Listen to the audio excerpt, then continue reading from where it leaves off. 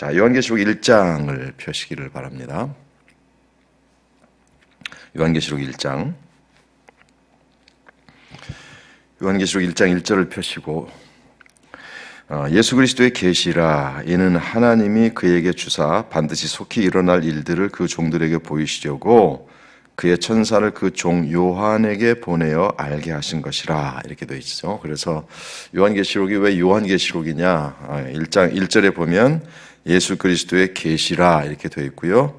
또 요한에게 이렇게 말씀하고 있기 때문에 요한에게 주신 하나님의 계시의 말씀이다 이렇게 해석을 하시면 되겠고요. 그래서 요한계시록 이렇게 우리가 성경의 제목을 부르고 있습니다. 이 성경을 기록한 이유가 몇 가지 있는데요. 일단 4절 말씀 보시면 요한은 아시아에 있는 7교회에 편지하노니 그렇게 되어 있습니다. 그래서 7교회가 이제 2장부터 나오게 되죠. 그래서 에베소 교회, 서머나 교회, 또 버가모, 두아디라, 사대, 빌라델비아, 라오디게아 7교회가 등장하지요. 여기서 이제 아시아는 지금의 뭐 동남아시아, 중앙아시아 이게 아니고 지금의 터키 지역이라고 보시면 된다는 말씀을 드렸습니다. 그래서 지금의 터키 지역쯤에 있는 7교회에 보낸 편지입니다. 그리고 이제 그분이 그러니까 아시아에 있는 7교회에 주신 편지예요. 그러니까 이 요한계시록은 사도 요한에게 아시아에 있는 7교회에게 주신 말씀입니다. 그리고 그 말씀의 이유가 뭐냐 하면 7절 말씀 보시면 볼지어다 그가 구름을 타고 오시리라. 각 사람의 눈이 그를 보겠고 그를 찌른 자들도 볼 것이요 땅에 있는 모든 족속이 그로 말미암아 애곡하리니 그러하리라. 아멘. 그렇게 되어 있습니다. 그래서 요한계시록을 통해서 이제 그 당시 성도들이 가졌던 희망이 구름을 타고 오실 예수님이라고 요한이 밝히고 있습니다. 근데 이제 이게 제가 신약 성경 지난주에 말씀을 드릴 때에 원래는 신약 성도들은 성경이 필요하지 않았습니다. 왜냐하면 처음에는 예수님이 계셨고요. 또 예수님의 말씀을 들었던 사람들이 생생하게 살아 있었고요. 그리고 예수님의 제자들이 살아 있었고요. 또 예수님의 제자들에게서 또 말씀을 배운 사람들이 또 살아 있었고요. 그렇기 때문에 이제 하나님의 말씀, 성경 말씀이 특별히 신약 예수님과 관련된 성경 말씀이 불필요했던 시기였습니다. 그런데 시간이 지나면서 예수님에 관한 정확한 기록들이 필요하게 된 것이고 그것이 신약으로 발전하게 된 것이죠. 그런데 이제 신약의 성도들이 예수님에 관한 것들을 기록으로 갖지 않았던 이유 중에 하나가 예수님께서 굉장히 빨리 다시 오실 것이다라고 하는 그런 생각을 가졌던 것이죠. 그래서 오늘 말씀에도 보면 7절에 그가 구름을 타고 오시리라. 각 사람이 그를 보겠고 또 이렇게 되어 있고요. 땅에 있는 모든 족속이 그로 말미암아 애곡하리니 그러하리라. 이렇게 말씀하고 있거든요. 그렇기 때문에 이제 이게 다시 빨리 오실 거라고 하는 그 재림에 대한 긴박성을 가지고 있었습니다. 그러다 보니까 이제 성경을 그러니까 예수님에 관한 예수님에 관한 것을 기록으로 가져야 될 필요성을 그렇게 느끼지 못했고요. 그러다 보니까 이제 시간이 흐르면서 아까도 말씀드린 것처럼 이제 신약의 성도들에게 필요한 말씀들을 기록으로 남기게 된 것이고요. 이제 시작이 바로 바울의 편지들, 그리고 복음서들 또 기타 다른 사람들의 편지들이 등장하게 됐고요. 그리고 요한계시록은 마지막에 기록된 책이라고 보여집니다. 왜냐하면 이 요한계시록이 쓰여진 것은 언제일까라고 하는 이야기들이 많이 있는데요. 아마도 AD 95년, 96년 뭐 이때쯤이라고 봅니다. 왜냐하면 이 로마 역사를 보면 기독교를 박해한 몇 번의 패턴이 있거든요. 몇 번의 시기가 있는데 여러분 아시는 대로 네로 황제라든지 뭐 이런 사람들이 기독교를 굉장히 박해했고요. 그리고 지금 요한계시록을 주실 때에 그 로마의 황제가 누구냐 하면 도미티아누스라고 하는 사람입니다. 이 사람이 아주 극렬하게 그 기독교를 박해했거든요. 그래서 아시아에 있는 7교회뿐만 아니라 로마와 관련된 지역에 살고 있던 모든 그리스도인들이 굉장한 박해와 어려움을 겪었습니다. 그래서 하나님께서 그 요한을 통해서 아시아에 있는 7교회뿐만 아니라 로마의 그 지배하에 있는 수많은 그리스도인들이 당하고 있는 고통, 박해, 고난에 대해서 설명해 주시고, 그리고 그 고난을 어떻게 대해야 되고 어떻게 이겨나갈 수 있는지를 설명해 놓은 것이 바로 요한계시록이다, 이렇게 보시면 됩니다. 사실은 이제 9절 말씀으로 가보시면 요한계시록 1장 9절, 나 요한은 너의 형제요 예수의 환난과 나라와 참음에 동참하는 자라. 하나님의 말씀과 예수를 증언하였으므로 말미암아 밤모라 하는 섬에 있었더니 주의 날에 내가 성령에 감동되어 내 뒤에서 나는 나팔 소리 같은 큰 음성을 들으니 이르되 내가 보는 것을 두루마리에 써서 에베소, 서머나, 버가모, 두아디라, 사대, 빌라델비아, 라오디게아 등 7교회에 보내라 하시기로, 그렇게 되어 있습니다. 그래서 밤모라 하는 섬에 유배되어 있습니다. 여기서 밤모라고 하는 섬이 유배되었다라고 하는 것은 그냥 가서 가만히 있는 것이 아니고 이제 그 전승에 의하면 여기가 광산 같은 게 있어서 사도 요한도 굉장히 그 육체 노동에 시달렸을 거라고 봅니다. 사도 요한의 나이가 거의 100살 가까이 됐을 거라고 보거든요. 그렇기 때문에 이제 그 굉장히 그 고통스러운 사도 요한의 이게 AD 90년경이니까 사도 요한이 몇 살 때 태어났을지 모르겠습니다만은 굉장한 나이가 된 것이죠. 그렇기 때문에 사도 요한도 밤모라는 섬에서 아주 강제 노역에 시달리면서 굉장히 고통스러운 상황 속에서 이 말씀을 기록하게 된 것입니다.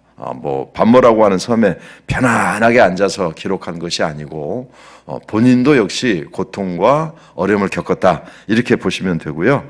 이제 그 말씀을 주신 분이 누구냐 하면 13절 말씀 보시면 촛대 사이에 인자 같은 이가, 그렇게 말씀하고 있으면서 이 말씀을 주신 분이 바로 예수님이다라고 하는 사실을 알려주십니다. 그래서 18절에 가면 살아있는 내가 전에 죽었었노라 볼지어다 이제 세세토록 살아있어 사망과 음부의 열쇠를 가졌다, 이렇게 말씀하고 계십니다. 그래서 예수님께서 사도 요한에게 이 메시지를 주신 것으로 사도 요한은 기록하고 있습니다. 요한계시록의 구조는 1장에서는 여러분 보시는 것처럼 계시록이 기록된 배경들에 대해서 설명하고 있고요. 2장과 3장에서는 아까 7교회가 나오지 않았습니까? 7교회의 변에는 예수님의 편지, 예수님의 말씀이 기록되어 있습니다. 그리고 4장부터 19장까지는 이제 보통 우리가 이야기하는 심판 또는 환난, 이런 것들이 기록이 되어 있고요.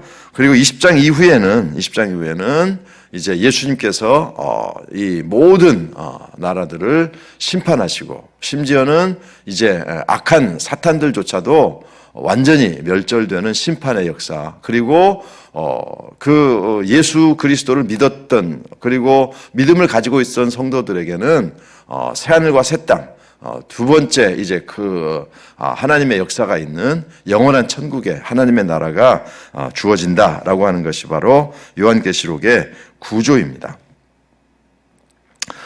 왜 기록을 했을까? 왜 요한계시록이 필요했을까? 그 이유는 무엇인가 하면 아까도 말씀드린 것처럼 굉장히 그 고통스러운 상황이죠. 예수 믿는 사람들이 굉장히 고통스러운 상황이고 박해를 받는 상황이고 굉장히 어려운 상황입니다.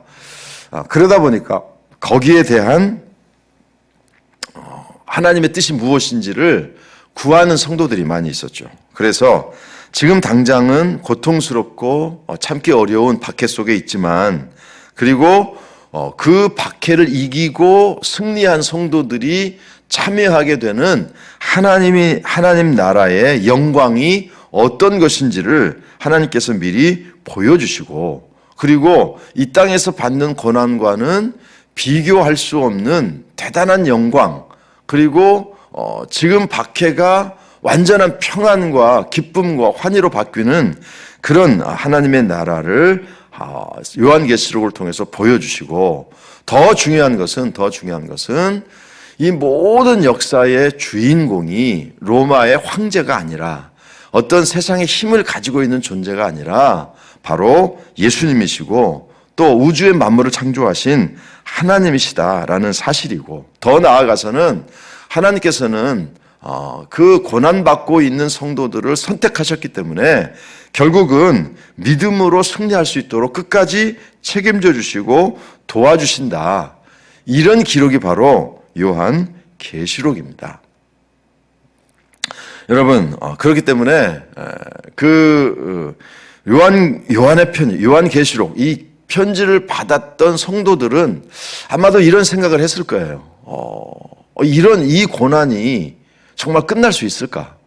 그리고 이 로마라고 하는 이 강력한 이 세상의 세상의 주권을 다 가진 것 같은 이 나라, 이 권세, 우리를 고통스럽게 하는 이 어려운 이 무서운 힘을 과연 예수 믿는 사람들이 견뎌낼 수 있을까? 또 극복할 수 있을까? 이런 생각들을 가지고 있었거든요. 그런데 역사적으로 보면 결국은 하나님께서 로마를 어떻게 장악하시죠. 그래서 결국은 로마가 기독교를 인정하게 되고 이제 기독교 국가가 되는 그런 역사로 흘러가게 됩니다.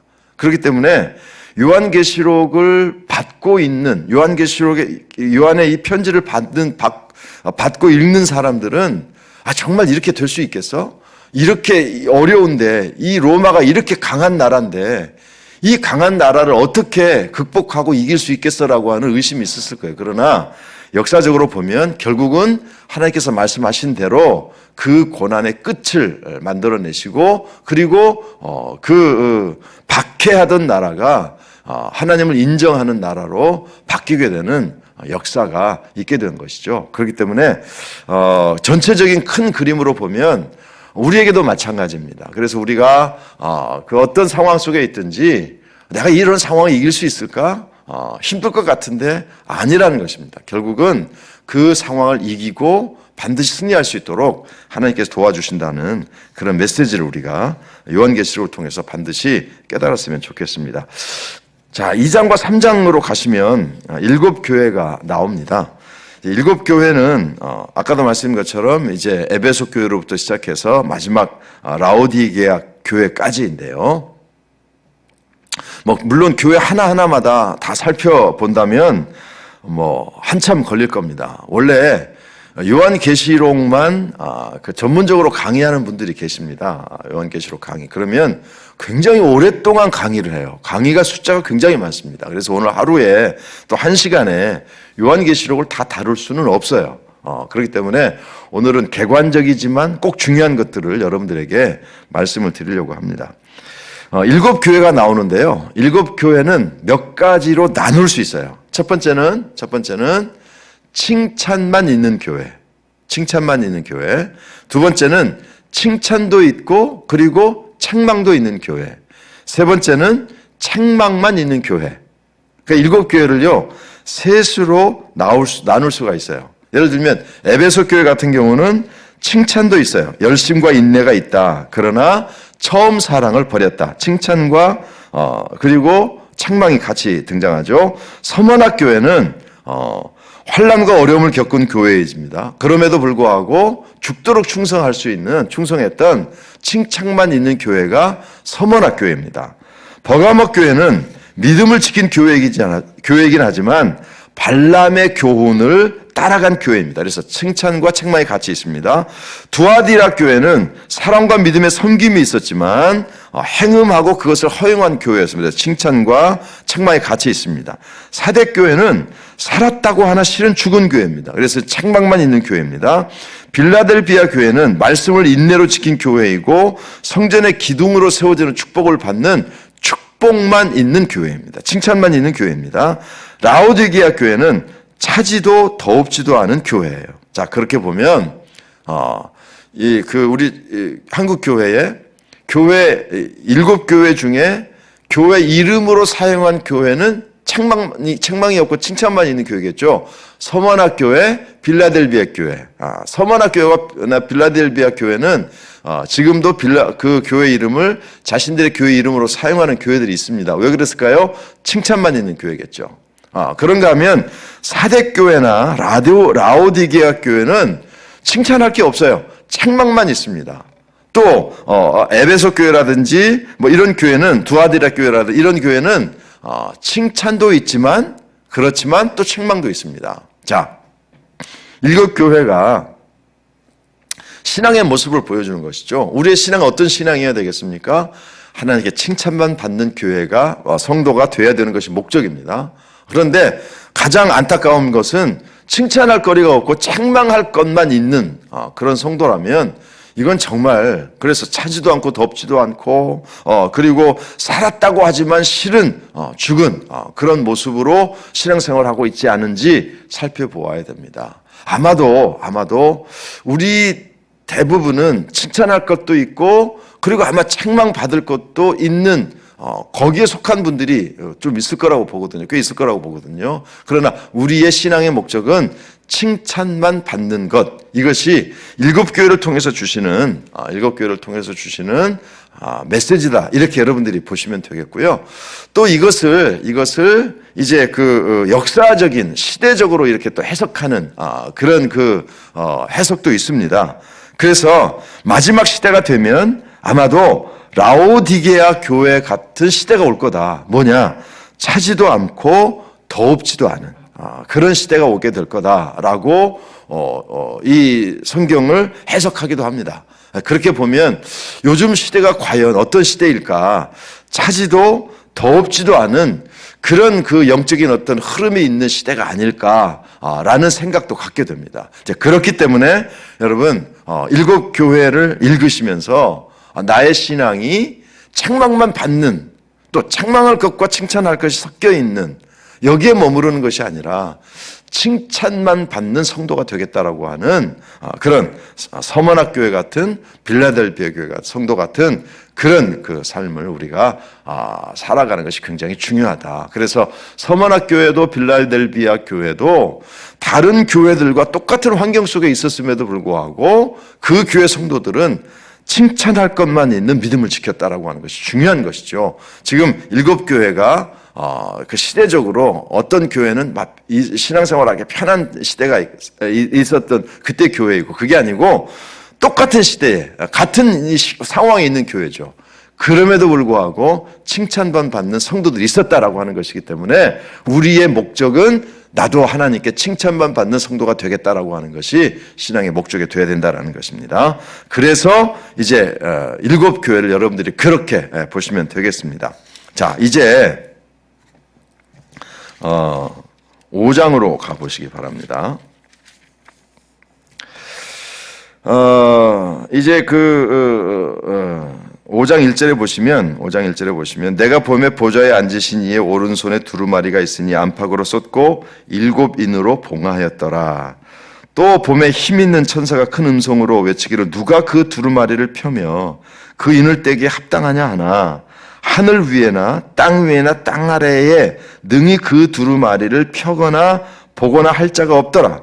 그 두루마리를 펴거나 보거나 하기에 합당한 자가 보이지 아니하기로 내가 크게 울었더니 장로 중에 한 사람이 내게 말하되 울지 말라.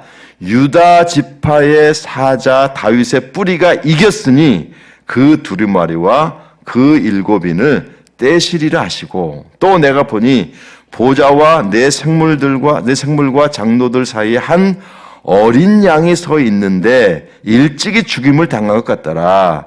그에게 7뿔과 7눈이 있으니 이 눈들은 온 땅에 보내심을 받은 하나님의 7영이라.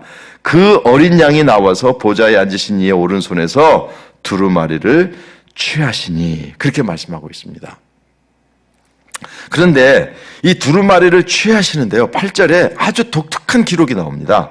그 두루마리를 취하심에 네 생물과 24장로들이 그 어린 양 앞에 엎드려 각각 검은고와 향이 가득한 금 대접을 가졌으니 이 향은 성도의 기도드리라.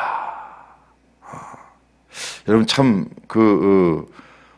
지금 엄청난 환상들이 보여지는데요. 두루마리가 있습니다. 두루마리를 아무도 뗄 수 없어요.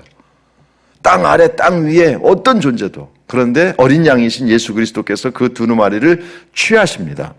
그 취하시는데 놀랍게도 예수님께서 그 두루마리를 취하실 때에 이제 생물과 24장로들이 향이 가득한 금 대접을 가지고 있어요. 그게 뭔가 보니까 성도들의 기도드리다라는 것입니다. 여러분, 우리가 드리는 기도가 여러분 기도를 어떻게 생각하실지 모르겠습니다만은 하나님께서는 우리의 기도를 금 대접에 잡을 정도로 귀하게 보십니다. 그렇기 때문에 말씀과 기도가 얼마나 중요한지를 요한계시록은 우리에게 보여주고 있는 것이죠. 그리고 이제 그들이 9절에 가면 그들이 새 노래를 불러 이르되 두루마리를 가지시고 그 인봉을 떼게 합당하시도다. 일찍이 죽임을 당하사 각 족속과 백성과 방언과 나라 가운데서 사람들을 피로 써서 하나님께 드리시고 그들로 우리 하나님 앞에서 나라와 제사장들을 삼으셨으니 그들이 땅에서 왕노릇하리라. 사실은요, 여러분, 다른 성경 요한계시록의 뒤에 있는 이야기들을 해석하기가 어려운 부분들이 꽤 있거든요. 그런데 이미 5장에서 이 모든 것들을 이미 해석하고 있습니다. 여러분, 왜 금대접에 성도들의 기도를 담았을까요? 그 당시 환난과 어려움 속에 있었던 성도들에게 그 어려움을 이길 수 있는 정말 힘, 무엇을 붙잡고 살아야 되느냐? 기도를 붙잡고 살아야 되는 것입니다. 여러분, 이 시대도 마찬가지입니다. 우리 성도들의 삶 속에 정말 영적으로 승리하는 삶을 살기 원한다면 기도를 붙잡아야 돼요. 왜냐하면 하나님께서 기도를 그만큼 중요하게 생각하시고요. 그렇게 말씀과 기도를 붙잡고 나아가는 성도들을 마지막 10절에 왕노릇 하시겠다, 왕노릇 하도록 도와주시겠다라는 것이죠. 그래서 우리는 왕 같은 제사장이고 왕 같은 그리스도인입니다. 이 왕이 누구죠? 예수님이시죠. 예수님 같은 그런 승리자의 삶을 살아갈 수 있도록 도우신다는 것이죠.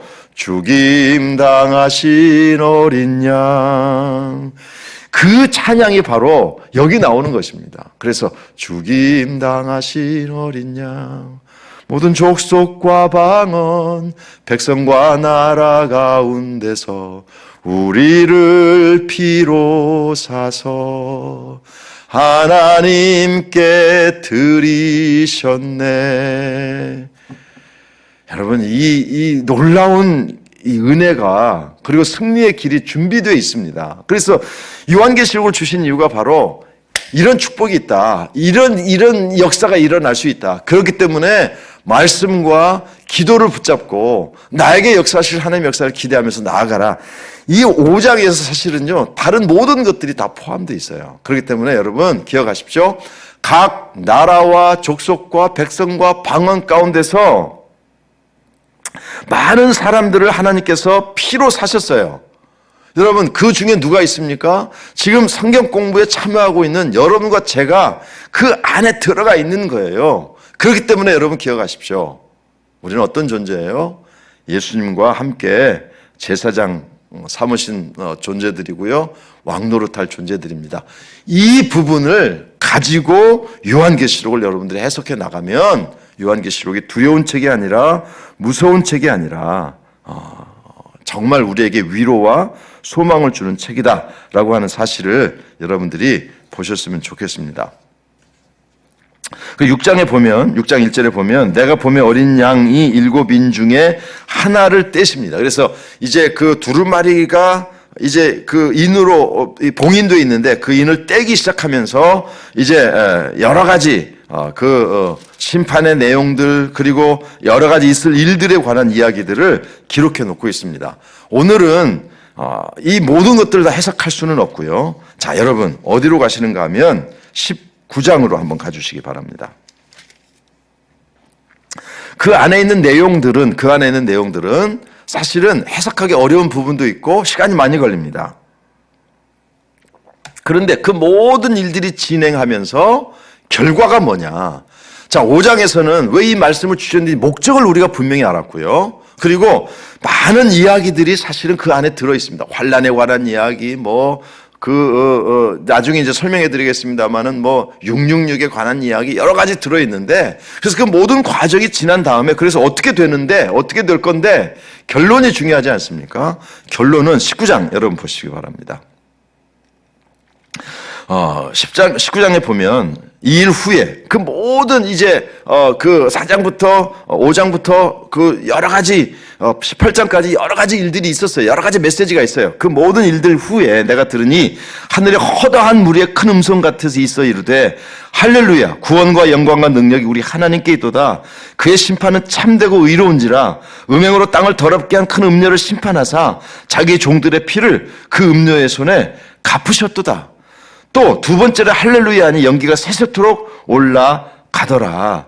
그 다음에 여러분 5절로 19장 5절로 가시면 보좌에서 큰 음성이 나리르되 하나님의 종들 곧 그를 경외하는 너희들아 작은 자나 큰 자나 다 우리 하나님께 찬송하라 라고 말씀하시면서 여러분 6절 또 내가 들으니 허다한 무리의 음성과도 같고 맑은 문소리와도 같고 큰 우레소리와도 같은 소리로 이르되 할렐루야 주 우리 하나님 곧 전능하신 이가 통치하시도다. 우리가 즐거워하고 크게 기뻐하며 그에게 영광을 돌리세. 어린 양의 혼인 기약이 이르렀고 그의 아내가 자신을 준비하였으므로 그에게 빛나고 깨끗한 세마포 옷을 입도록 허락하셨으니 이 세마포 입은 성도들은 이 세마포 옷은 성도들의 오는 행실을 하더라. 그 다음에 9절에 보시면 천사가 내게 말하기를 기록하라. 어린 양의 혼인잔치에 청함을 받은 자들은 복이 있도다. 여러분 여기서 이제 요한계시록 읽을 때에 주의 깊게 보아야 될 부분이 있어요. 그게 뭐냐면 6절이 굉장히 중요한 6절의 내용이 중요한 게 아니고 표현을 보십시오.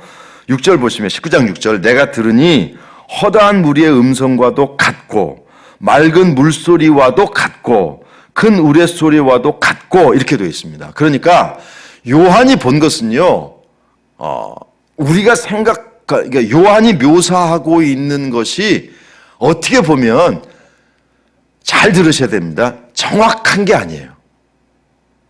그러니까 지금 하나님이 보여주신 것을 사도 요한의 언어 안에서 표현할 수 있는 것을 가져다가 지금 이야기하고 있는 거예요. 이해가 되시죠? 그러니까 사도 요한이 보고 있는 건데 그것을 인간의 언어로 써야 되잖아요. 그러니까 사도 요한과 그 당시 성도들이 이해할 수 있는 언어인데 이 언어는요 하나님이 보여주신 것을 다 묘사할 수가 없어요. 그래서 요한이 뭐라고 이야기합니까? 무엇 같고 이렇게 되어 있습니다. 그러니까 요한계시록 읽을 때에 물소리야 이건 이렇게 하면 안 된다는 거예요. 그러니까 맑은 물소리야. 물소리가 어떤 게 물소리입니까? 그러니까 맑은 물소리 같다라고 하는 것은 그만큼 하나님께서 보여주신 그 엄청난 그 계시들이 인간어 언어로 표현하기에는 제한되어 있다라는 것입니다. 그래서 우리가 요한계시록 읽을 때에 어떤 것 같다라고 하는 것을 그거라고 우리가 그냥 그 해석을 하면 문제가 발생할 수도 있다라는 것을 우리가 좀 보셨으면 좋겠고요. 그리고 결국은 이거 모든 일들이 끝난 다음에 어린 양의 혼인잔치에 믿음을 가지고 살았던 사람들 그리고 예수 그리스도를 믿었던 사람들은 어린 양의 혼인잔치에 참여하게 된다라는 것이죠. 여러분 결론이 뭡니까? 시작할 때 요한계시록 5장에서 뭐라고 말씀하셨습니까? 선포하셨어요. 모든 족속과 백성과 나라 가운데서 우리를 피로 사서 예수 그리스도의 보혈로 사서 제사장 삼으시고 왕노릇 하도록 인도하신다. 이게 하나님의 계획이에요. 그리고 그 결론이 뭐냐면, 그렇기 때문에 마지막에는 우리는 어린 양 예수 그리스도의 혼인잔치에 다 참여하게 될 것이다. 누구의 힘으로? 하나님의 힘으로, 예수 그리스도의 능력으로 이루어진다라는 것입니다. 그리고 이제 19장에 보면 20장으로 넘어가시기 바랍니다. 20장으로 넘어가기 전에 이제 심판의 메시지가 증거되는데요.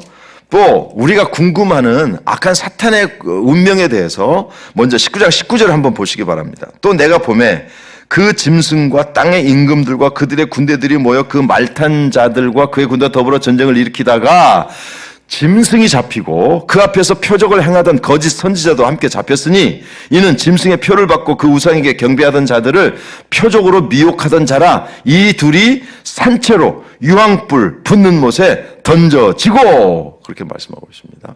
그래서 악한 사탄의 운명은요, 결국은 그 예수 그리스도에게 이길 수 없고요, 유황불 붙는 못에 던져집니다. 그리고 20장 1절 보십시오. 또 내가 보매 천사가 무저갱의 열쇠와 큰 쇠사슬을 그의 손에 가지고 하늘로부터 내려와서 용을 잡음이 곧 옛뱀이여 마귀여 사탄이라 잡아서 1000년 동안 결박하여 무저갱에 던져 넣어 잠그고 그 위에 임봉하여 1000년이 차도록 다시는 만국을 미혹하지 못하게 하였는데 그 후에는 반드시 잠깐 노이리라. 그래서 우리가 보통 이야기하는 천년 왕국이라고 하는 표현이 바로 여기 나오는 거예요. 그래서 이 천년 왕국을 어떻게 해석하느냐가 또 요한계시록을 해석하는 굉장히 중요한 또 열쇠인데, 이 천년 왕국을 해석하는 방법이 크게 세 가지가 있어요. 전천년설, 후천년설, 그리고 이제 무천년설, 뭐 이렇게 설명을 하거든요. 여러분, 근데 저는 이게 전천년설이라고 하는 것은 천년 왕국 이전에 그러나 환란 이후에 예수님께서 육체적으로 오신다. 그러니까 이 환란이라고 하는 것이 이제 요한계시록 4장부터 9장 사이에 뭐 여러 가지 환란에 관한 기록이 나오거든요. 그런데 그 환란 이후에 예수님께서 육체적으로 재림하신다라는 것입니다. 그리고 후천년, 예수님은 천년 왕국 이후에 오신다. 그냥 쉽게 설명하면 사실 이걸 뭐 머리에 염두에 둘 필요도 없는 얘기입니다. 전천년설이라고 하는 것은 천년 왕국 이전에 예수님께서 오신다는 거고요. 후천년설이라고 하는 것은 천년 왕국 이후에 예수님께서 육체로 오신다. 무천년설이라고 하는 것은 천년 왕국이라고 하는 것은 그냥 상징적인 것이지 우리가 생각하는 천년이라고 하는 그 천년이 아니다라고 하는 해석이에요. 그래서 그냥 여러분 신경 쓰지 마십시오. 신경 쓰지 마시고요. 천년 왕국이 있다라고 하는 것이죠. 천년 동안 그 악한 사탄을 결박하고, 그리고 그 천년 동안 악한 사탄이 결박되어 있으니까 예수 그리스도께서 다스리는 천년 왕국의 시간이 있다는 것이죠. 그런데 3절, 20장 3절에 보면 천년 후에 반드시 잠깐 노일이라 그렇게 되어 있거든요. 그런데 여러분 보시면 4절에 보시면 또 내가 보좌들을 보니 거기에 앉은 자들이 있어 심판하는 권세를 받았더라. 또 내가 보니 예수를 증언함과 하나님의 말씀 때문에 목배임을 당한 자들의 영혼들과 또 짐승과 그의 우상에게 경배하지 아니하고 그들의 이마와 손에 그 표를 받지 아니한 자들이 살아서 그리스도와 더불어 1000년 동안 왕노릇하니, 그렇게 되어 있습니다. 그래서 그 예수님과 함께 1000년 동안 그 천년 왕국을 다스리는 그런 역사가 있게 되고요. 7절에 보면 그 1000년이 참해. 그래서 천년 왕국이 지나면 사탄이 그 옥에서 놓여 나와서 잠깐 나와요. 잠깐 나오지만 어떻게 됩니까? 9절 말씀 보시면, 또 10절 말씀 보면 또 그들을 미혹하는 마귀가 불과 유황못에 던져지니. 그래서 악한 사탄이 완전히 이제 심판을 받고 멸절돼 버리는 그런 역사가 있다라는 것입니다. 그래서 여러분 잘 보시면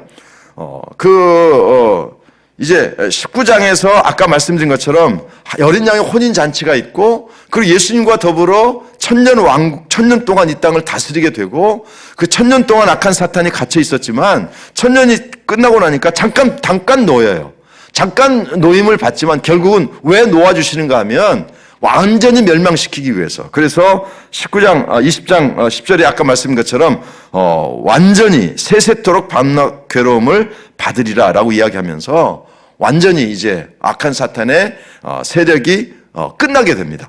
그리고 나서 20장 11절에 보면 또 내가 크고 흰 보좌와 그 위에 앉으신 이를 보니 땅과 하늘이 그 앞에서 피하여 간데 없더라. 그래서 우리가 보통 흰 보좌 심판이라고 이야기하는 것이 바로 20장 11절에 흰 보좌에 앉으셨기 때문에 그렇기 때문에 흰 보좌 심판이라고 합니다. 그런데 12절 말씀 보시죠. 또 내가 보니 죽은 자들이 큰 자나 작은 자나 그 보좌 앞에서 여기서 죽은 자들이라고 하는 것은요 모든 사람들입니다. 모든 사람들.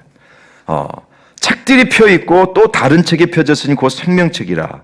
죽은 자들이 자기 행위를 따라 책들에 기록된 대로 심판을 받으니 바다가 그 가운데서 죽은 자들을 내주고 또 사망과 음부도 그 가운데서 죽은 자들을 내주매 각 사람이 자기 행위대로 심판을 받고 사망과 음부도 불못에 던져지니 이것이 둘째 사망 곧 불못이라. 누구든지 생명책에 기록되지 못한 자들은 불못에 던져지리라.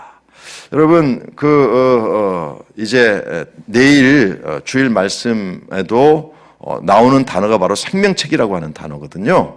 그래서 우리의 이름이 어디에 기록되어 있느냐. 이제 여러분, 내일 말씀 보시면, 내일 이제 제가 빌립보서 4장 3절을 잠깐 읽어드릴게요. 또 참으로 나와 멍에를 같이 한 내게 구하노니, 복음에 나와 함께 힘쓰던 저 여인들을 돕고 또한 글레멘드와 그외 나의 동역자들을 도우라. 그 이름들이 생명책에 있느니라.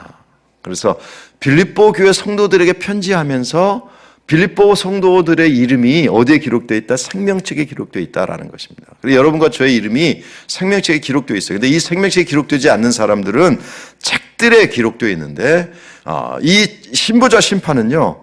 그때까지 이 땅에 살았던 모든 사람들을 심판하시는 시기입니다. 그래서 생명책에 기록이 된 사람들은 생명책에 기록되지 못하고 책들에 기록된 사람들은 두 번째 사망 불못에 던져지게 되고 생명책에 기록된 사람들은 21장에 이제 영원한 하나님의 나라에 들어가게 되는 것이죠. 그래서 22장 1절을 보면 또 내가 새 하늘과 새 땅을 보니 처음 하늘과 처음 땅이 없어졌고 바다도 다시 있지 않더라 라고 이야기하면서 3절 내가 들으니 보좌에서 큰 음성이 나서 이르되 보라 하나님의 장막에 사람들과 함께 있음에 하나님이 그들과 함께 계시리니 그들은 하나님의 백성이 되고 하나님은 친히 그들과 함께 계셔서 모든 눈물을 그 눈에서 닦아주시니 다시는 사망이 없고 애통하는 것이나 곡하는 것이나 아픈 것이 다시 있지 아니하리니 처음 것들이 다 지나갔음이로라 라고 이야기하면서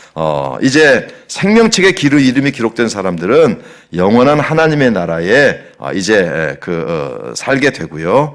그리고 이제 21장 8절로 가시면 9절로 가시면 일곱 대접을 가지고 마지막 일곱 재앙을 담은 일곱 천사 중 하나가 나와서 내게 말하여 이르되 이리 오라 내가 신부 곧 어린 양의 아내를 보이리라 하고 성령으로 나를 데리고 크고 높은 산으로 올라가 하나님께로부터 하늘에서 내려오는 거룩한 성 새 예루살렘을 보이니 그렇게 말씀하고 있습니다. 그래서 이제 이 땅에 하나님의 새 예루살렘을 도시로 보는 것이 아니라 영원한 하나님의 나라가 이 땅에 다시 세워진다라고 하는 것을 보여주는 것이 바로 이게 굉장히 중요한 이제 모든 심판 이후에 생명책에 기록된 자들이 누릴 하나님의 축복이고요. 그리고 21장 22절로 가시면 이제 그 성전을 보여주세요. 성전을 딱 보여주시는 22절을 보시면 성 안에서 내가 성전을 보지 못하였으니 이는 주 하나님 곧 전능하신 이와 및 어린 양이 그 성전이심이라 이렇게 말씀하고 그래서 여러분 이게 우리가 요한복음에서 요한복음은 굉장히 중요한 메시지가 담겨 있다는 말씀을 드렸는데 그 중에 하나가 뭐냐면 성전을 헐라. 내가 곧 성전이다라고 말씀하시거든요. 그리고 요한계시록에 보면 어린 양이 그 성전이심이라 이렇게 이야기하고 있습니다. 그래서 이제 우리의 성전은 예수님이셔요. 그리고 그 예수님으로 인해서 우리 예수님의 보혈로 인해서 우리의 죄가 용서되고 그래서 우리의 이름이 생명책에 기록되어 있습니다. 27절에 무엇이든 속된 것이나 가증한 일 또는 무엇 거짓말하는 자는 결코 그리로 들어가지 못하되 오직 어린 양의 생명책에 기록된 자들만 들어가리라. 그래서 이제 천국의 영원한 하나님의 나라가 시작된다라고 하는 사실을 보시면 되겠습니다. 이제 제가 여러분들이 궁금해하시는 첫 번째 그 짐승이 뭐냐, 666이 뭐냐에 대해서 말씀을 드리려고 하는데요. 중요한 것은 이거예요. 요한계시록을 전체적인 구조로 한번 보라는 것입니다. 구조로 보라. 여러분, 요한계시록 시작할 때 특별히 이제 7교회에 관해서 말씀을 주셨잖아요. 7교회의 특징이 뭐였다고요? 칭찬만 있는 교회, 칭찬과 책망이 있는 교회, 그리고 책망만 있는 교회. 여러분, 왜 7교회를 선택하셨을까요? 우리에게 주시는 메시지가 뭐냐면 칭찬만 받는 그리스도인의 삶을 살아야 된다. 그런데 그렇게 살 수 있도록 우리에게 길을 열어주신 것이 누구예요? 예수 그리스도다. 그리고 모든 족속과 방언, 백성과 나라 가운데서 우리를 피로 사서. 여러분, 이게 얼마나 중요한 역사입니까? 우리가 그 안에 들어가 있다는 것이죠. 우리는 제사장 노릇할 사람이고 왕 노릇할 사람이에요. 그래서 이 마지막 심판의 메시지가 두루마리에 쓰여져 있는데 아무도 떼지 못해. 그런데 그걸 누가 떼셔요? 예수님이 떼셔요. 그런데 그 예수님이 어떤 분이셔요? 우리를 구원하시고 생명책에 기록되게 해주신 분이에요. 그래서 요한계시록의 메시지는 승리의 메시지예요. 축복의 메시지예요. 지금 어렵고 힘들지만 어린 양이신 예수 그리스도께서 우리를 선택하셨기 때문에 믿음으로 나아가면 어떻게 된다? 반드시 승리한다. 그래서 19장에 가면 어린 양의 혼인잔치에 참여한다. 예수님과 함께 천년 왕국, 천년 동안 다스리게 된다. 그리고 흰 보좌 심판에 모든 사람 심판을 받을 때 우리는 우리 이름이 생명책에 기록되어 있기 때문에 영원한 새 예루살렘, 영원한 하나님의 나라 거기에 들어가게 된다. 이것이 요한계시록의 메시지예요. 그렇기 때문에 여러분 요한계시록을 해석하면서 겁을 주고 두려움을 주고 이것만 자꾸 해석하는 사람들은요 나쁜 사람들입니다. 그게 그 사람들이 나쁘다는 것이 아니라 잘못된 거예요. 물론 우리가 4장부터 5장부터 19장 사이에 여러 가지 환난과 그리고 어려움과 그리고 영적인 유혹들이 들어있기 때문에 우리가 정말 주의하고 조심하고 영적으로 정말 올바로 서야 돼라고 하는 것이 굉장히 중요해요. 그러나 요한계시록을 이야기하면서 막 심판 이런 것들, 막 무서운 어떤 환난 이런 것들만 강조하는 것은 잘못된 것입니다. 요한계시록은 희망을 주기 위한 책이에요. 자, 여러분 13장으로 가주시기 바랍니다. 사실 요한계시록을 하면 많은 사람들이 666이 누구냐 이게 이제 굉장히 큰 관심이에요. 그래서 여러분 13장 18절로 보시면 18절 가시면 지혜가 여기 있으니 총명한 자는 그 짐승의 수를 세어보라. 그것은 사람의 수이니 그의 수는 666이라. 그래 666이 굉장한 관심이에요. 666이 왜 중요하냐면 이 여러분 뭡니까? 지금 오바마 케어라는 게 있죠. 오바마 케어. 미국 오바마 대통령이 오바마 케어라고 하는 것을 하면서 그 중에 하나가 뭐냐면 우리의 의료 정보를 이제 칩에 담아서 사람의 몸에 심는 거죠. 그래서 이제 그걸 우리 몸 속에 주입하게 되면 그걸 가지고 이제 여러 가지 이제 모든 활동을 하게 된다. 그리고 사실은 지금도 스웨덴이라든 이런 나라에서는 우리가 가지고 있는 보통 우리가 이제 신용카드 들고 다니지 않습니까? 그런데 그 모든 정보를 이마나 그리고 팔 이런 데에 심어서 이제는 그냥 크레딧 카드도 없어진다는 거죠. 그래서 그냥 우리가 마트에 가서 물건 가지고 나오면 그냥 우리 안에 몸 안에 그런 우리가 보통 이야기하는 이 크레딧 카드 같은 정보들이 들어 있어서 그냥 자동으로 결제가 되는 그런 시스템을 이미 사실은 사용을 하고 있기는 하죠. 자, 그런데 그게 이제 그 짐승의 표냐? 이게 이제 문제입니다. 자, 보시죠. 왜 짐승의 표냐 하면, 14장 11절에 보면, 내가 봄에 또 다른 짐승이 땅에서 올라오니 어린 양같이 두 뿔이 있고 용처럼 말을 하더라. 그가, 그러면서 이제 어떤 일들이 있는가 하면, 16절, 15절, 14장 15절로 그가 권세를 받아 그 짐승의 우상에게 생기를 주어 그 짐승의 우상으로 말하게 하고 또 짐승의 우상에 경배하지 아니하는 자는 몇이든지 다 죽이게 하더라. 그가 모든 자 곧 작은 자나 큰 자나 부자나 가난한 자나 자유인이나 정들에게 그 오른손에나 이마에 표를 받게 하고 누구든지 표를 가진 자 외에는 매매를 못하게 하니 이 표는 곧 짐승의 이름이나 그 짐승의 수라 그렇게 되어 있습니다. 그래서 이제 과연 이 짐승의 표가 뭘까? 짐승의 표가 뭘까? 이게 이제 굉장한 관심이죠. 그리고 666이 누구냐? 이거 관심이거든요. 그런데 666은 몰라요. 666은 지금까지 그 요한계시록이 발표된 이후, 요한계시록이 사람들에게 전달된 이후에 666이 누구냐를 수없이 사람들이 해석해냈습니다. 근데 하나도 안 맞았어요.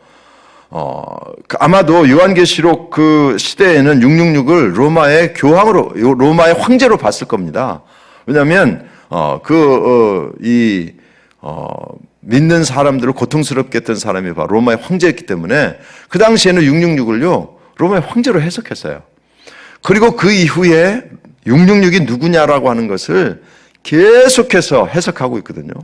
또 이 666으로 대표되는 이 존재가 옛날에는 또 유럽 연합이라고 또 해석했던 때가 있었습니다. 그래서 그 짐승이 666이 짐승은 그 세계를 다스리는 짐승이 등장하게 되는데 그 짐승은 유럽 연합이다. 그래서 그 당시에 여러분 다니엘의 환상에 보면 10발가락의 환상이 나오거든요. 그래서 유럽 연합이 10개국이 되면 제가 옛날 에바다교회 처음 시작했을 때 그때 유럽 연합이 6개인가 7개 나라였거든요. 그래서 그때 그 계시록 강의하는 사람들이 이제 얼마 남지 않았다. 왜냐하면 그 짐승과 666은 유럽 연합이다.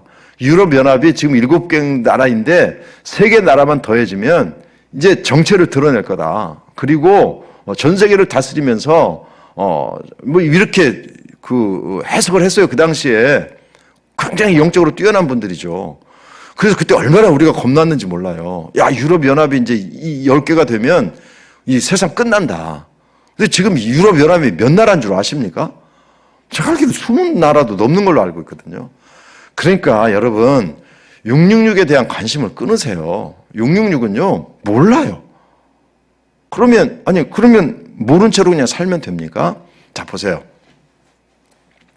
13장을 정확하게 해석하지 않는 사람의 해석은 믿지 말라는 겁니다. 믿지 마. 오바마 케어 때 그냥 여기에 무슨 의료 정보를 심는다고 하니까 그거 가지고 또 우리나라에서도 그거를 심으면 유전자를 조작을 하고 그다음에 그걸 통해서 나를 어떻게 지배를 하고 이런 해석을 했던 목사들도 있고요. 또 그 당시에 또 그런 책이 쓰여져 가지고 또 저한테도 이렇게 책을 주신 분이 계시고 그거 받지 마라. 그런데 이게 이제 13장을 잘 보세요. 13장을 잘 보십시오. 13장 1절. 우리가 보통 지금 어떤 짐승이 누군지 몰라. 이게 사람인지 아니면 단체인지 어떤 조직인지 잘 몰라요. 그런데 이 짐승이 나타나서 이마에 표를 줘요. 근데 그거를 주는 사람의 숫자를 세보니까 666이에요. 그러니까 이 666이 도대체 누구냐? 이 짐승이 표를 주는 게 뭐냐?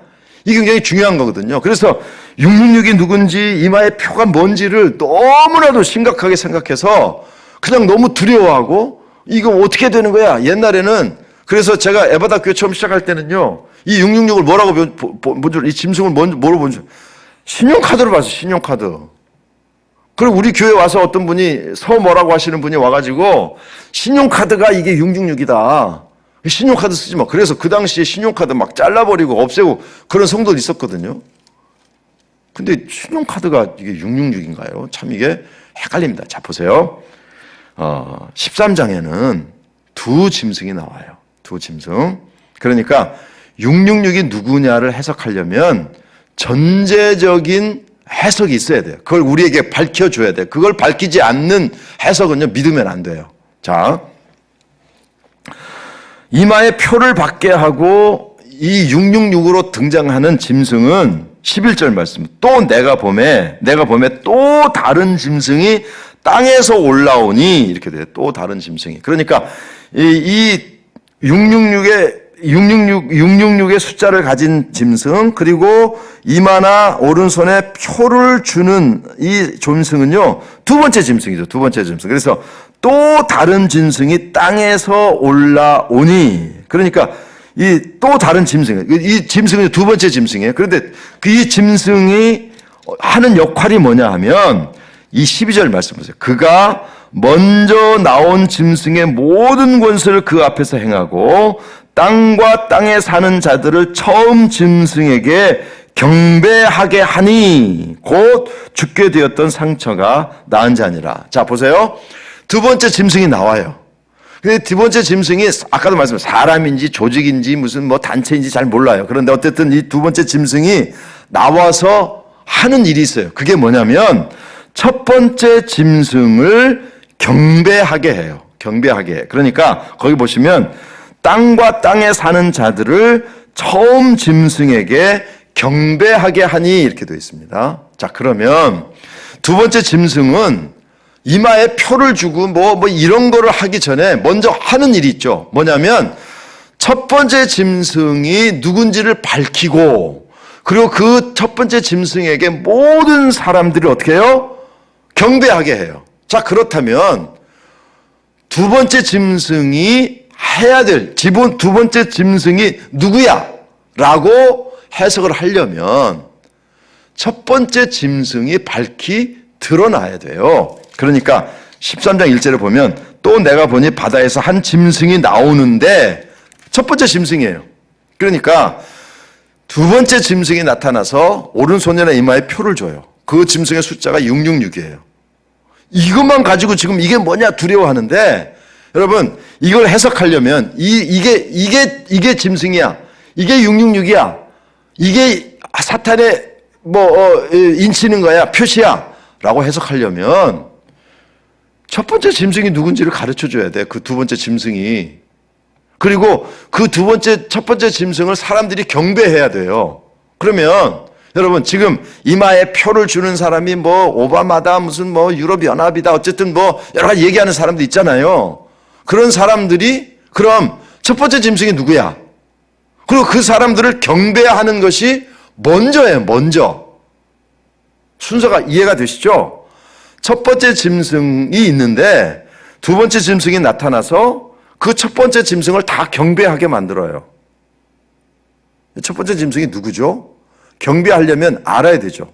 이걸 이렇게 악한 사탄이다. 여러분 우리 예수 믿는 사람인데 악한 사탄을 무슨 우리가 경배하나요? 아니거든요. 그러니까 두 번째 짐승을 역사적으로 어떤 사람들이 나타나서 뭔가 보여지게 행동을 하는 존재라고 두 번째 짐승을 해석하려면 첫 번째 짐승이 누군지를 정확하게 이야기해 줘야 되고 첫 번째 짐승을 사람들이 경배하고 있어야 돼요. 그 상태에서 어떻게 해요? 이마와 오른손에 표를 주고 그 숫자를 세보니까 666인 거예요. 근데 오바마 케어를까 이게 무슨 우상이다 지금까지 해석하는 사람들을 보면 첫 번째 짐승이 누군지를 정확하게 밝혀주질 않아요. 또 첫 번째 짐승을 경배하는 일들이 먼저 일어나야 돼요. 그리고 첫 번째 짐승을 경배하는 일들이 지금 일어나고 있나요? 그걸 그냥 많은 사람들이 물질이다, 무슨 악한 사탄이다 이렇게 막연하게 해석하는데 그것은 잘못된 것이죠. 왜냐하면 바다에서 한 짐승이 나오는데 이 짐승도 뭔가를 어떻게 해요? 뭔가 하는 거예요. 뭔가 이 땅에서 하는 거예요. 그래서 13장 8절을 보면 죽이는 당한 어린 양의 생명책에 창세 이후로 이름이 기록되지 못하고 이 땅에 사는 자들은 다 그 짐승에게 경배하더라. 그 짐승에게 경배한다니까요. 실제적으로 경배하는 일들이 일어난다니까요. 그러니까 그 첫 번째 짐승이 누구야? 그걸 모르면 두 번째 짐승은요, 이건 이 해석이 안 되는 거예요. 왜냐면 두 번째 짐승의 역할이 첫 번째 짐승을 드러내고 경배하게 하고 그 다음에 이마나 오른손에 표를 주는 것이기 때문이죠. 그렇기 때문에 여러분 앞으로 이 누가 666이야? 뭐 이게 두려워할 필요가 없는 것 중에 하나가 뭐냐면 첫 번째 짐승이 역사적으로 반드시 드러나야 돼요.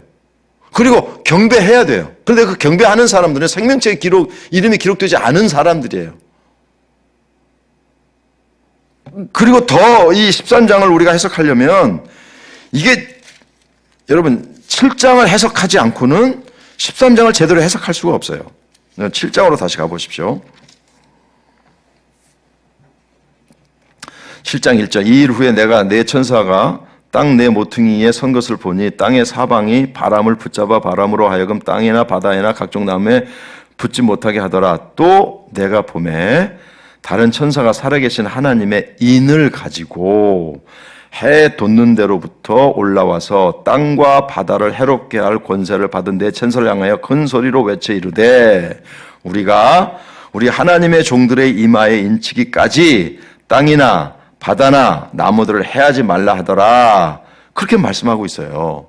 그러니까 지금 자꾸 13장에 나오는 짐승이 주는 어떤 표시만 막 굉장한 능력이 있는 것처럼 자꾸 이야기하는데 여러분 7장 2절에 보면 7장 3절에 보면 우리가 우리 하나님의 종들의 이마에 인치기까지 우리 이마에 도장을 찍어주시는 분이 누구셔요? 하나님이셔요. 그러니까 하나님께서 인치신 자들을 악한 사탄이 해할 수 있을까요? 만약에 하나님이 인치신 자들을 악한 사탄이 인을 치고 거기에다가 무슨 이마에나 오른손에 무슨 표를 주고 한다면 하나님께서 악한 사탄과의 전쟁에서 패배하시는 거죠. 말이 안 되는 겁니다. 말이 안 되는 거예요. 여기 말씀 보시면 하나님께서 하나님의 백성들에게 인을 치신다고요. 여러분 그 인 치신 자들이 어떤 자들입니까? 아까 13장에서 나왔지만 생명책에 기록된 자들은요 하나님 인을 치셔요. 건드릴 수 없어요. 맞습니까? 틀립니까? 이게 맞죠. 그리고 4장에 보면 10장 4절에 보면 내가 인침을 받은 자들의 수를 들으니 이스라엘 자손의 각 지파 중에서 인침을 받은 자들이 14만 4천이니 라고 이야기하면서 12지파에서 12,000명씩 14만 4천 명이 이제 구원을 받게 되는 14만 4천이에요. 그런데 여기서도 여러분 아시죠? 신천지라든지 여호와의 증인이라 이런 사람들은 14만 4천이 차면 이 땅이 마지막에 온다 이렇게 이야기하거든요. 근데 아니 14만 4천 넘었잖아 자기네들. 그래서 여러분 지금 그런 그 이단들이나 이걸 14만 4천을 강조하는 사람들의 열심히 신앙생활의 이유가 뭔지 아시죠? 14만 4천 명이 지금 찼는지 안 찼는지 다 몰라. 내가 14만 4천 등 안에 들어가야 되는데 그러려면 어떻게 해요? 다른 사람보다 내가 열심히 해야 돼. 그래야만 14만 4천 등 안에 들어갈 수 있기 때문에 여러분 이것도요 사실은 잘못된 해석입니다. 보세요. 그래서 14만 4천이거든요. 14만 4천으로 끝나는 게 아니에요. 14만 4천에 보면 8절에 1만 2천이라. 그 다음에 9절 보면 이 일 후에 내가 보니 이스라엘 12지파만 있는 게 아니라 각 나라와 족속과 백성과 방언에서 이거 굉장히 많이 반복되지 않습니까? 각 나라와 족속과 백성과 방언에서 아무도 능히 셀 수 없는 큰 무리가 나와 흰옷을 입고 손에 종려 가지를 들고 보좌 앞과 어린 양 앞에 서서 큰 소리로 외치려되 구원하심이 보좌에 앉으신 우리 하나님과 어린 양께 있도다. 여러분 여기 보면 각 나라와 족속과 백성과 방언에서 아무도 능히 셀 수 없는 큰 무리가 있어요. 그러니까 이스라엘 12지파가 지금 우리의 12지파다. 그래서 무슨 신천지 같은 경우는 지파별로 유다 지파가 있고 지파가 나눴잖아요. 여러분 그런데 그 뒤에 그럼 이스라엘 12지파는 왜 여기 나오는 거야? 여러분 솔직히요 이스라엘 12지파도 온전한 12지파가 아니에요. 왜냐하면 단지파가 없잖아요. 단지파가 빠져 있어요. 여러분 그러니까 이거 온전한 12지파도 아니에요. 또 사실은. 그래서 이거 단지파가 빠져 있기 때문에 엉뚱한 또 해석하는 사람들 있잖아요. 단군이 우리 예수 믿는 사람, 우리 한국 사람들이 단자손이라 단자손. 단군이 그게 그 단이라는 거예요. 뭐 이런 해석하는 사람들이 있는데 여러분 왜 단지파를 뺐는지 해석이 없어요. 설명이 없어요. 이걸 또 설명을 갖다 붙여서 단지파는 무슨 뭐 말을 안 듣고 무슨 뭐 이런 얘기는 솔직히 뭐 12지파 중에 하나님의 말씀 제대로 들은 지파가 몇 지파나 됩니까? 이 북쪽 12지파는 망해가지고 다 없어지고 그러니까 이것은 유대인들을 향한 어떤 하나님 특별한 계획이 있다는 것으로 해석하면 되고요. 그리고 유대인이 아닌 우리 사람들에게는요. 능히 셀 수 없는 큰 무리가 생명책에 이름이 기록되어 있어요. 그러니까 여러분 기억하십시오. 이 구원을 너무 심하게 강조하는 사람들은 구원받은 사람 몇 명 없다라고 자꾸 이야기해요. 그러다 보니까 막 구원에 대한 두려움 막 그냥 당신은 며칠이라고 구원받았습니까? 맨날 이런 거에 두려움 때문에 신앙생활하는 사람들이 있어요. 그런데 성경은 우리에게 뭐라고 이야기합니까? 능히 셀 수 없는 무리가 있다. 셀 수 없는 무리가 있어요. 그런데 그 무리들은 어떤 사람들이에요? 생명책에 기록된 사람들이에요. 20장에 가서 생명책에 기록된 사람 심판 영원한 하나님의 나라에 들어가요. 그런데 그 생명책에 기록된 사람들은 대단한 사람들이 아니에요. 아까 빌립보서 4장 읽어드렸잖아요. 빌립보에 있는 성도들이에요. 빌립보에 있는 성도들이 완전한 자들입니까? 아니잖아요. 문제도 있고 어려움도 있고 헷갈리기도 하고 싸우기도 하고 그런 사람들이잖아요. 그렇기 때문에 여러분 너무 두려워하지 마십시오. 제가 두려워하지 말라고 하는 것은 뭐 한번 구원 받았으니까 나는 끝이야. 아무렇게나 살아도 돼. 이게 아니라 요한계시록을 통해서 그 엄청난 시험, 엄청난 심판이 있는데 예수 믿은 것 때문에 내가 영원한 하나님의 나라에 들어가? 그렇기 때문에 우리가 두려움 때문이 아니라 감사와 감격으로 신앙생활하는 것이 너무나도 중요한 것이죠. 왜냐하면 악한 사탄이 이마나 오른손에 표를 주기 전에 하나님께서 우리의 이마에 도장을 찍었어. 그러면서 뭐라고 이야기하면 이 사람들은 건드리지 마. 우리가 이 말씀 붙잡아야 되는 거 아닌가요? 그렇기 때문에 여러분 너무 두려워하지 마십시오. 두려워하지 말라는 이야기가 나태하게 신앙생활을 한다, 아무렇게나 신앙생활이 된다는 것이 아니라 그렇게 어려운 그런 상황 속에서도 이길 수 있도록 도우시는 하나님의 은혜, 예수님의 보혈이 있으니까 정말 감격하고 감사하면서 그렇기 때문에 죄를 두려워하고 그렇기 때문에 세상 사람들과 섞여 사는 것을 우리가 가볍게 여기지 않고 믿음으로 살아가는 것이 필요하다는 것입니다.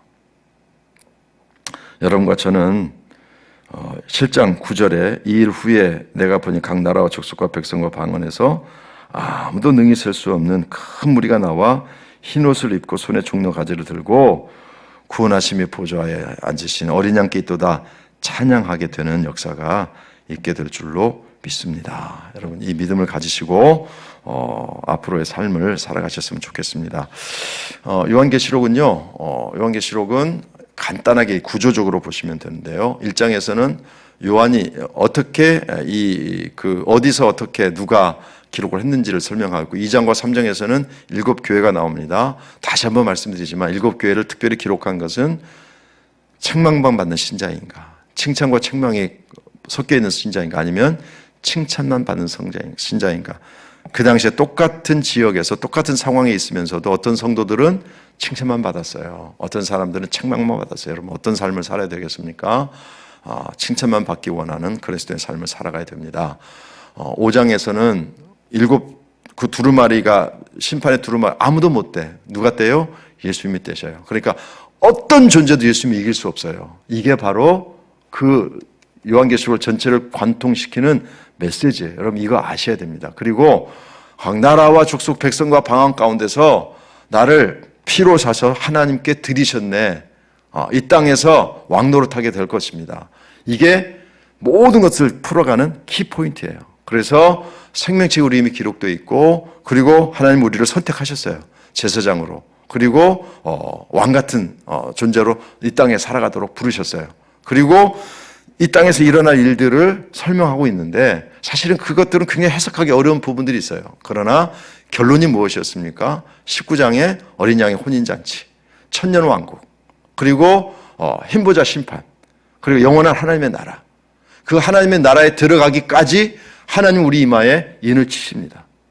그리고 영원한 하나님의 나라를 보여주시는데 이스라엘 12지파뿐만 아니라 각 나라와 족속과 방언 가운데 능히 셀 수 없는 무리가 구원하심이 하나님 어린 양께 있도다라고 찬양하는 모습을 우리에게 보여주시는 것입니다. 그렇기 때문에 여러분 요한계시록을 두려움의 책이 아니라 소망의 책으로 보시는 것이 중요하고요. 마지막 결론은 이겁니다. 여러분 자녀가 어디 지방에 가 살고 있는데 힘들고 어려운 삶을 살고 있어요. 그래서 여러분들이 편지를 보냅니다. 여러분 편지를 보낼 때 어떤 내용을 쓰시겠어요? 고통스럽게, 두려워하게, 무서워하게 그런 편지를 쓰시겠습니까? 아니죠. 위로하고 용기 내라고 편지를 보낼 겁니다. 여러분 요한계시록 하나님께서 요한을 통해서 그 고난 당하고 있는 성도들에게 편지를 주시면서 겁주려고, 공포에 빠지게 하려고, 두렵게 하려고, 무섭게 하려고, 덜덜덜 떨게 하려고 편지를 주셨겠습니까? 그런 하나님이 아니시죠. 그런 일들이 분명히 일어날 거라고 보여주시면서 그럼에도 불구하고 승리는 그리스도인에게 있다. 승리는 예수님에게 있다. 내가 모든 것을 다스리고 있다. 그렇기 때문에 지금 어렵지만 믿음으로 기도하면서 나아가라. 그래서 여러분 요한계시록을 마무리하면서 우리 그리스도인의 삶에서 절대 놓지 말아야 될 세 가지가 있다는 사실을 요한계시록을 통해서 보여주겠다. 첫 번째 하나님의 말씀이죠. 말씀 붙잡고 살아야 됩니다. 요한을 통해서 하나님께서 계시 말씀을 주시잖아요. 우리는 성경 말씀을 가지고 있잖아요. 두 번째는 뭡니까? 기도였잖아요. 갑자기 장로들과 생물들이 금대접에 예수님 앞으로 금대접을 가지고 올라가는데 거기에 뭐가 들어있어요? 기도가 들어요. 왜요? 어려움일 때에 가장 필요한 게 뭡니까? 기도하는 것이죠. 그 다음에 뭡니까? 여러분 요한계시록을 보면서 하나님 나라를 보여줄 때마다 공통적으로 나타나는 게 뭡니까? 찬양이에요. 찬송이에요. 여러분 그렇기 때문에 예수 믿는 사람들에게 있어서 있어야 될 다른 것도 중요하지만 요한계시록을 통해서 세 가지만큼은 이건 정말 중요하구나 깨닫게 되는 말씀, 기도, 찬양이에요. 여러분의 삶 속에 말씀과 기도와 찬양이 중단되지 않는 아름다운 삶을 사시기를 바라고 여러분과 저는 생명책 이름이 기록되어 있습니다. 그렇기 때문에 두려움이 아니라 하나님께 나를 이기게 하신다. 승리하게 하신다. 감사와 감격으로 신앙생활하는 여러분 되시기를 주님의 이름으로 축원합니다. 기도하겠습니다. 하나님 힘들고 어려운 로마의 박해 가운데 있던 성도들에게 요한을 통해서 계시의 말씀을 주셨습니다. 그들을 두렵게 하려고, 고통스럽게 하려고, 무섭게 하려고, 덜덜 떨게 하려고가 아니라 힘주시려고, 용기 가지라고, 두려워하지 말라고, 모든 것들의 주관자는 하나님이시라고 그걸 가르쳐주기 위해 요한계시록을 쓰셨습니다. 아버지, 우리가 요한계시록에 기록된 내용을 보면서 내가 생명책의 이름이 기록된다는 것이 얼마나 놀라운 은혜인지 얼마나 큰 축복인지를 잊지 않게 하시고 그래서 환난, 고난, 두려움 때문에 무서워하면서 내가 하나님 나라에 들어갈 수 있을까 없을까 의심하고 두려워하면서 신앙생활하는 것이 아니라 내 이름이 생명책에 기록되어 주셨으니 내 이마에 하나님의 이 도장을 찍어 주셨으니 두려워하지 않고 감사함으로 찬양하고 기도하고 말씀 붙잡고 사는 저희들이 되게 하여 주시옵소서. 짐승이 누군지 666이 누군지 아버지 관심 두지 않게 하시고 우리는 어떤 상황에서든지 요한계시록을 통해서 우리 그리스도인들에게 있어야 될 꼭 세 가지 말씀과 기도와 찬양 붙잡고 오늘 하루하루 믿음으로 살아가는 감사하며 그리고 찬양하며 살아가는 그것이 우리의 삶에 있어서 우리 믿음에서 가장 중요하다는 사실을 잊지 않고 나아가는 저희들이 되게 하여 주옵소서. 예수님의 이름으로 감사하며 기도합나이다. 아멘.